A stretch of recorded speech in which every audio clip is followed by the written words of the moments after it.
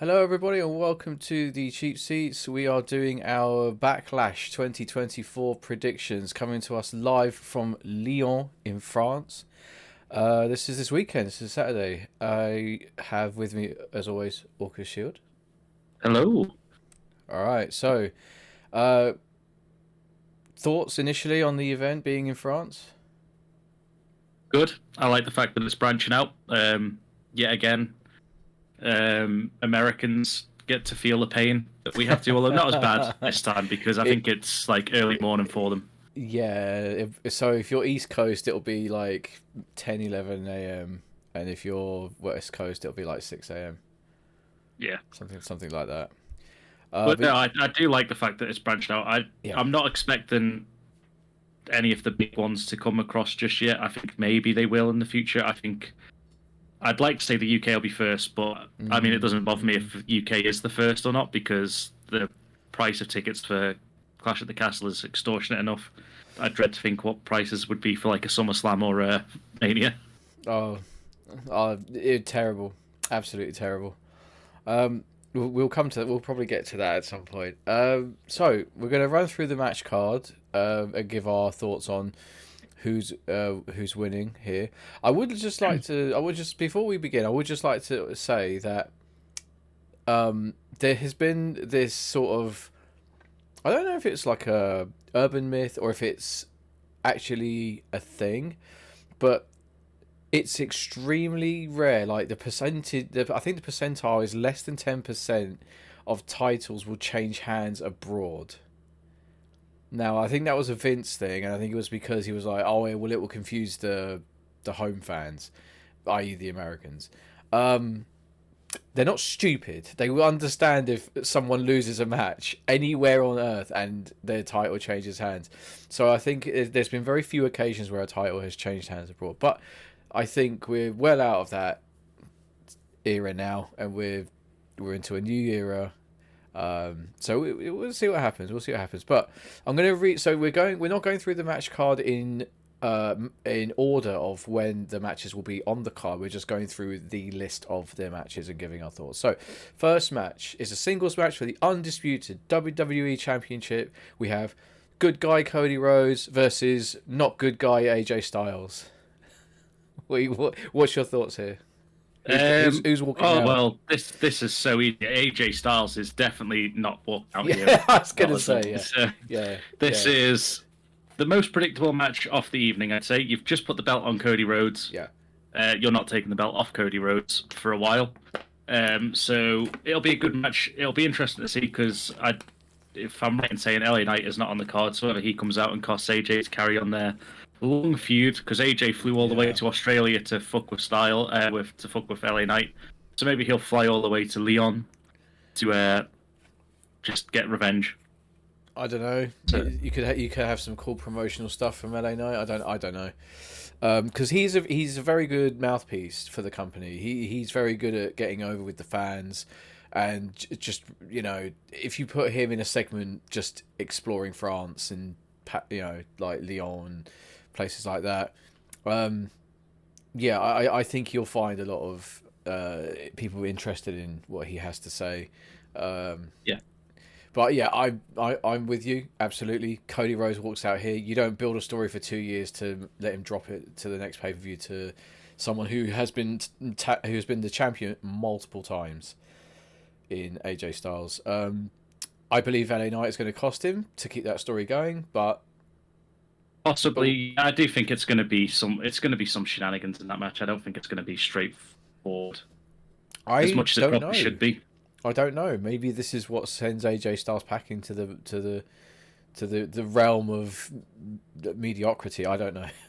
I thought you were going to say the performance center. He goes back to the performance center. He drops into NXT and does like amazing work. I don't know. Who knows? Who knows?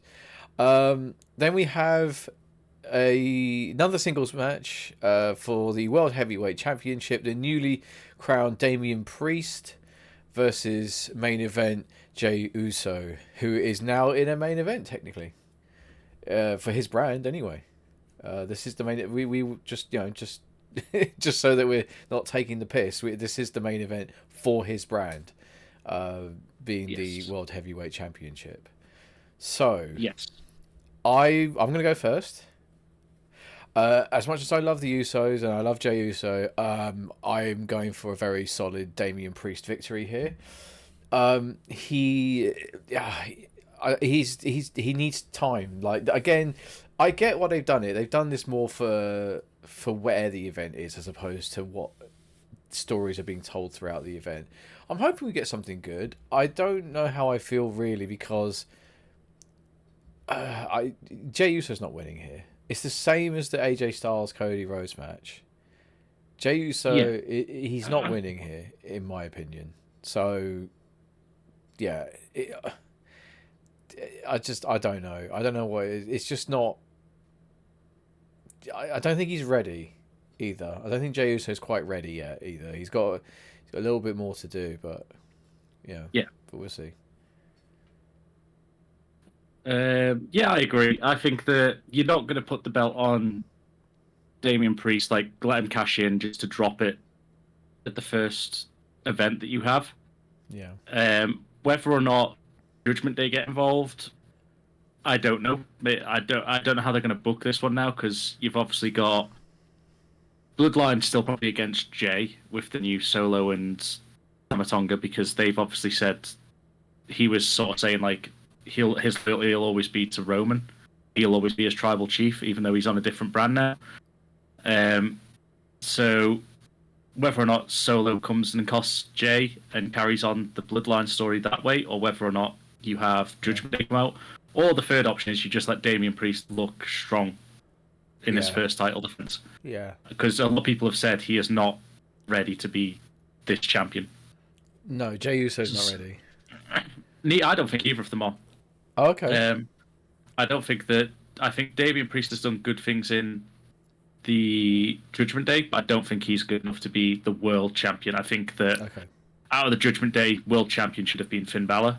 I think you could have had Damian Priest have an absolute tear with a mid card belt for now, but I just don't think he's quite ready. He doesn't have the same caliber when you look at like this is only the third champion of this belt.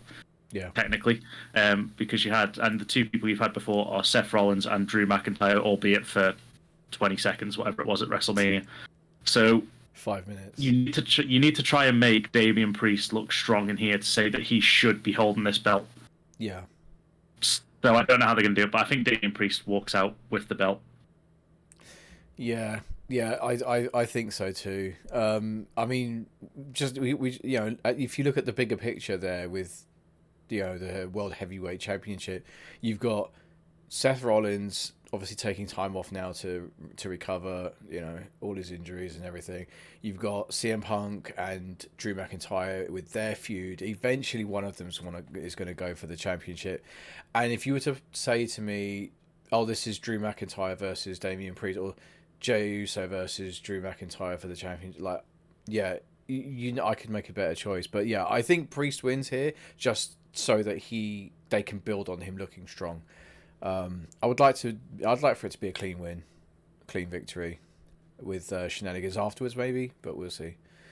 Moving on, we have probably your highlight of the evening, triple threat match for the WWE Women's Championship. We have the champion Bayley versus Naomi and Tiffany. Well, versus Naomi versus Tiffany Stratton. I'll let you go first. I know what I think. I'm torn in this one. Do I go with my heart or my head? Because I feel like Bayley should retain here. She's only just got the belt. Yeah. Bayley should retain. Should we break the fourth wall and show everyone what time we are making this video at? Well, you've just disappeared. I have a whole fucking bit set up. I have a whole bit. It's not going to work, is it? It disappeared. Fucking hell! I changed my background to be Tiffany Stratton with the time on it because it was Tiffy time, and it's not worked. Oh, fuck! I'm going with Tiffany Stratton. My bae.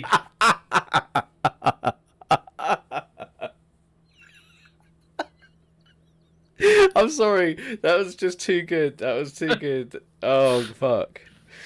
Oh. Bailey's yeah. probably going to win, but I'm going with Tiffany Stratton. I'm going to send Right. you a photo of what masterpiece I had put on my Okay. background so you can see it. Okay. 'Cause that was going to be genius. It was a bit that I had, and I was setting it up.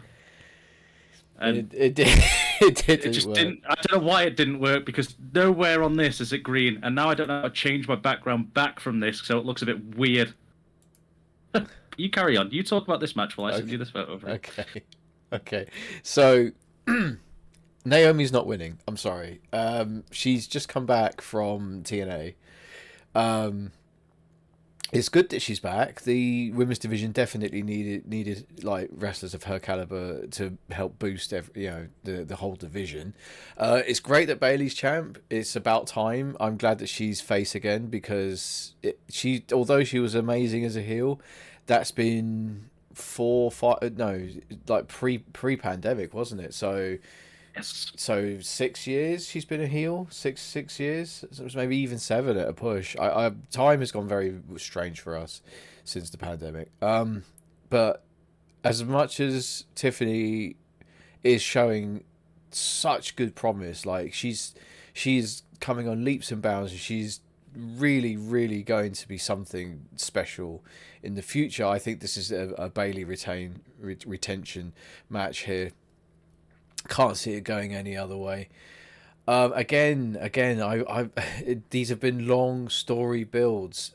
Bayley's, had all the issues with damage control with Io Sky. She finally unseats her at WrestleMania. They're not just going to change the title like that.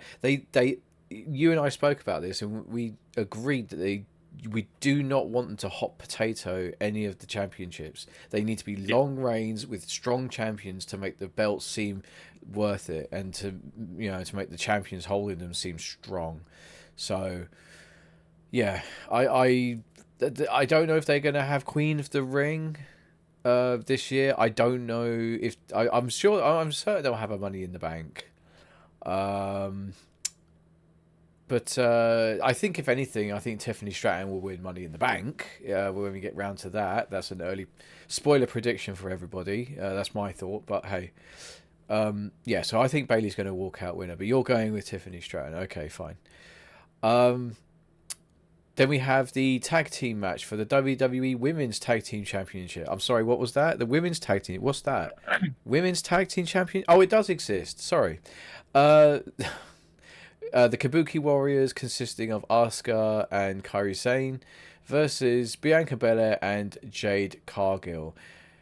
I think, since you went first, I think this is where we get a change of belt, because this is the one belt you can hot potato because no one gives a fuck. No one cares, and the division is so small as it is. So I think Bianca Belair and Jade Cargill will walk out of here tag champs. That's my thoughts on that. I think the winners of this match will be nobody, because the fans don't care. I don't care. The people of Leon don't care. There's 2 very good tag team belts that should be on this show that aren't. But we will suffer through this. It's 2 like, sets, by the way. Now they've been separated. 2 sets of belts. Anyway. It's like Triple H has gone. Do the people of France like being lazy and drinking wine? And if you drink too much wine, they will break the seal and need a toilet break at some point during this night. So I am going to give them this women's tag team match. They can all go as a unit, and 60,000 people will leave the stadium in unison and go piss somewhere in the streets of Leon, maybe, if there's not enough toilets. And that is how boring this match is going to be. But I agree, there's probably going to be a change in hands because Jade Cargill hasn't lost a match yet. Bianca Belair was the first draft pick. They can get Bianca Belair on TV with a belt some more on SmackDown. Yep. Pointless. Okay. I don't care. I genuinely don't care. Right. Are you going with Bianca and Jade as well? Yeah. Okay. Yeah, I think it will be. Why the fuck not? Push the boat out. Why not? Yeah. And the last match, it's more of a exhibition match. I think in my opinion, it could be a Randy Orton farewell world tour for all we know. It's a tag team match between Kevin. Well, it's a team of Kevin Owens and Randy Orton versus the Bloodline 2.0, consisting of Solo Sikoa and Tama Tonga. So it will be Tama Tonga's first proper in ring pay per view match. Fine. Let him get used to being in a WWE ring. Let him experience a foreign crowd. Assuming he hasn't, wrestled outside of the United States. I don't know. This is a tough one. My brain would be, Randy Orton, Kevin Owens, but the problem is they gain nothing from winning this. Again, we're going back to our WrestleMania predictions. They gain like their match with Logan Paul. They get nothing out of this. This is two guys who work very well together, who have great chemistry against like a resurging bloodline. A new build bloodline. So they have to start near the bottom again, and I think the professionals of Kevin Owens and Randy Orton being such professionals and being so good at their craft, I think that's where they're gonna help these guys, like elevate these guys. So I'm gonna go with the Bloodline 2.0 winning here with Solo and Tama walking out victory in victory, I should say. That's my thought. I am gonna go for in this one. Give the fans in Leon what they want in France. Randy Orton and Kevin Owens are going to win, but they are going to win by DQ, and the DQ is going to come when Kevin Owens hits a stunner on Solo Sikoa. He flies up in the air into an RKO, so you get that beautiful image of them pair working together. He goes for the cover. 1, 2, Jacob Fatu breaks up the pin. And adds the third new member to this bloodline. You think so? You think that they're going to debut Jacob Fatu in a foreign pay per view? They debuted Mary Sane in Saudi. She came back in Saudi. I reckon they bring Jacob Fatu out here and breaks up the pin. And then it'll be a DQ because he'll attack Randy and thing, and the bloodline will stand tall at the end, but the win on the actual win column will go to Randy and Kevin Owens. Okay, all right, okay, that's fair. I mean, I don't see, if they're building the new bloodline, I don't see why they would use this opportunity to bring in Jacob Fatu. Excuse me. I think they would probably, in my opinion, they could wait until whatever's after this, which should be Money in the Bank, I think. At the end of May. Is it Money in the Bank? I don't know. I can't remember what follows Backlash. Is it? It's not. Tell me it's not Crown Jewel or something. I think it's Night of Champions. I think Night of Champions. Oh, that's in Saudi, isn't it? That could it could happen there. I don't know. I'm going by what our universe mode is. Night of Champions was the first event we had after Backlash. Right. Okay. So it could be Night of Champions then. I don't know. There's just something. Because the logistics as well, they have to pay for everyone's plane tickets, they have to pay for accommodation, they have to, all the logistics that go into moving people around, especially abroad, can be difficult where the local language is not the same as yours. So there might be some mistake. I don't know, but we'll see. So yeah, this event comes to us live on the WWE Network. 5 p.m. I think is the start time. Is 5 p.m. because France are I believe they're an hour ahead, so it'd be 6 France p.m. an hour ahead, time, yeah. So it'd be 6 p.m. European time. It'll be 5 p.m. UK time, and whatever time it is for all the Americans. I've got the start times here. Sorry, so it's 12 p.m. Eastern and 1 p.m. Well, sorry, the countdown is 12 p.m. Eastern and 1 p.m. Eastern is the main show. There you go. So that is our predictions for Backlash 2024. from France. Again, that's so strange. I'm really pleased about it. It just throws me that it's, because you normally think, oh, Backlash after, WrestleMania Backlash. Notice that there is no WrestleMania Backlash thing on here. If you look at the logo they're using this time round, there is no WrestleMania It's just Backlash. Well, there are no rematches from WrestleMania, which makes a change. Yeah, I think they're moving away from that because I think people don't want to see the same thing because they know who's going to win. You know who's going to win this as well, but do you know what I mean? It's they're moving away from having it linked to WrestleMania. They just have it. It's just Backlash again, because it has been for years. So that's all from us for now. That was a nice quick predictions video. Thank you very much for joining me, and I hope everyone has a great weekend. Don't forget to tune in for Backlash on the WWE Network. It's only $9.99, you know. All right, say goodbye. Say goodbye. That's the one. See you later, guys.